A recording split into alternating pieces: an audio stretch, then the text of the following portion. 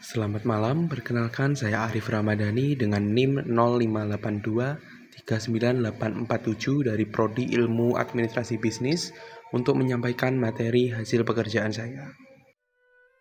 Masa pertama adalah masa revolusi fisik yang dimulai sejak 1945, di mana negara Indonesia baru saja mengumumkan kemerdekaannya. Setelah proklamasi, tantangan terbesar para pemimpin bangsa adalah kembalinya Belanda yang ingin menguasai kembali Indonesia.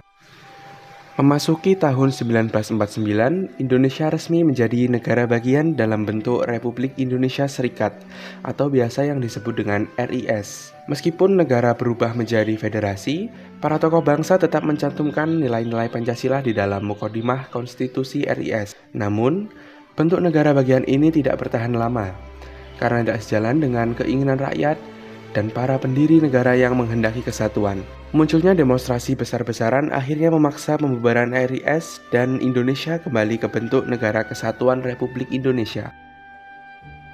Setelah RIS bubar, Indonesia menggunakan UUD 1950 dengan sistem kabinet parlementer. Pada masa ini, stabilitas politik sangat rendah karena kabinet sering berganti dan Dewan Konstituante gagal merumuskan UUD baru. Untuk mengatasi kemacetan politik, Presiden Soekarno mengeluarkan dekret untuk kembali ke UUD 1945 yang disebut dengan Dekret 5 Juli 1959. Namun, terjadi berbagai penyimpangan dan krisis moneter. Puncaknya pada peristiwa G30 SPKI yang berusaha untuk menggantikan ideologi Pancasila dengan ideologi komunisme. Peristiwa ini menjadi ujian berat bagi ideologi Pancasila dan menyebabkan jatuhnya kepemimpinan Presiden Soekarno.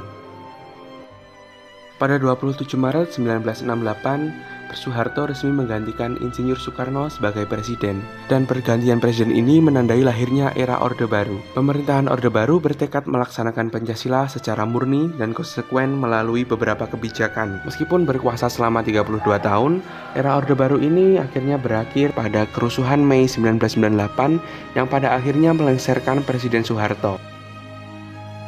Masa terakhir adalah masa reformasi yang diawali dengan pengunduran diri Soeharto dan digantikan oleh B.J. Habibie pada 21 Mei 1998. Era ini membawa banyak sekali perubahan melalui proses amandemen UUD 1945 sebanyak 4 kali, kemudian pembatasan masa jabatan presiden menjadi 5 tahun, kemudian penghapusan duifungsi ABRI, penegakan kebebasan pers dan juga hak asasi manusia, dan pelaksanaan pemilu yang lebih demokratis. Setelah sempat terabaikan, kini revitalisasi Pancasila dilakukan kembali. Pemerintah kini menguatkan kembali posisi Pancasila sebagai sumber hukum tertinggi dan juga menetapkan 1 Juni sebagai hari lahir Pancasila. Sekian materi yang bisa saya sampaikan. Terima kasih.